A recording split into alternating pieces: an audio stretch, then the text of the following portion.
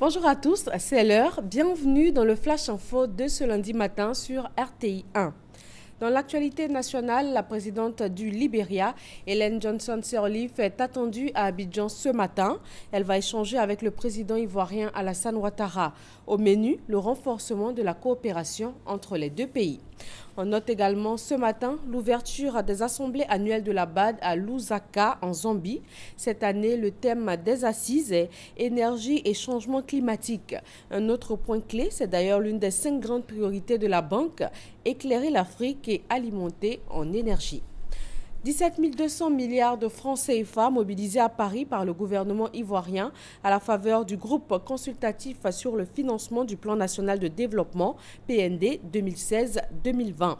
Une équipe conduite par le Premier ministre Daniel Kablan-Duncan est allée présenter aux institutions et investisseurs partenaires au développement les projets de développement phares de la Côte d'Ivoire. Les litiges sont monnaie courante dans le monde des affaires.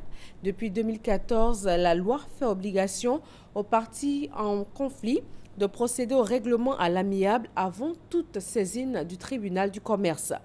Le lieu pour cela, c'est la Cour d'arbitrage de Côte d'Ivoire. Mahama Traoré, Jean-Jacques Kwame. Arbitrage, conciliation ou médiation, sous l'égide de la Cour d'arbitrage de Côte d'Ivoire, en vue d'aboutir à un règlement à l'amiable des litiges commerciaux. C'est cette voie que la loi, depuis 2014, impose désormais aux opérateurs économiques avant toute saisine du tribunal de commerce. Bien que cette nouvelle disposition participe à l'amélioration du climat des affaires, la Cour d'arbitrage de Côte d'Ivoire connaît cependant peu d'affluence. La première loi est passée en juin 2014 et la deuxième loi est passée en janvier 2016. Bon an, mal an, on a eu au moins 10 cas de médiation. À l'origine de ce manque d'affluence, l'ignorance du mode de fonctionnement de la Cour d'arbitrage par les opérateurs économiques. Quand une partie invite son adversaire à venir en médiation, la partie adverse a peur. Elle pense que c'est un procès. Elle ne sait pas que c'est un règlement amiable qu'on lui demande. Donc souvent, la partie ne vient pas.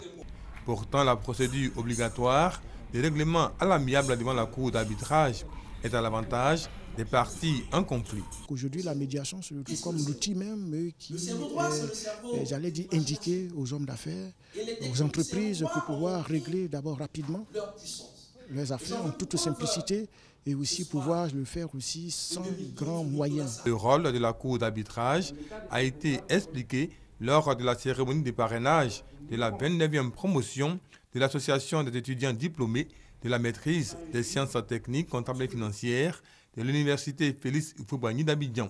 Elle compte 25 membres. Les patrouilleurs, l'Émergence et le C-Congo ont participé à des exercices de lutte contre le narcotrafic dans le golfe de Guinée. Des exercices pour entraîner les marines à assurer la sûreté et la sécurisation de leur espace maritime. Ils se déroulent sous la coupole des forces françaises.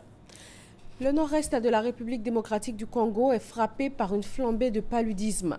Des milliers de cas ont été enregistrés depuis le début du mois de mai, selon Médecins sans frontières. Une situation aggravée par la faible capacité d'accueil des centres de santé et le coût élevé d'hospitalisation. Depuis quelques jours, Médecins sans frontières a donc pris la situation en main, avec pour objectif de traiter le plus rapidement possible les enfants atteints de paludisme simple pour éviter qu'ils soient développés, qu'ils développent donc la forme sévère de la maladie. En Autriche, les 2 candidats pour le second tour de la présidentielle sont pour l'instant au coude à coude. Norbert Hofer pour l'extrême droite et l'écologiste Alexander Van der Bellen sont à égalité après dépouillement à 90% des voix.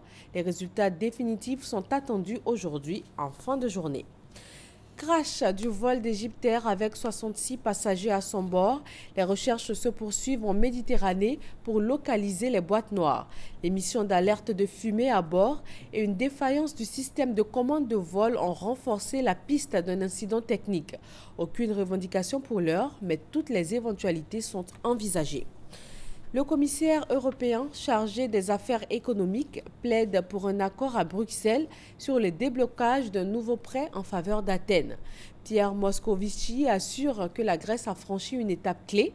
Le pays a adopté de nouvelles mesures de rigueur.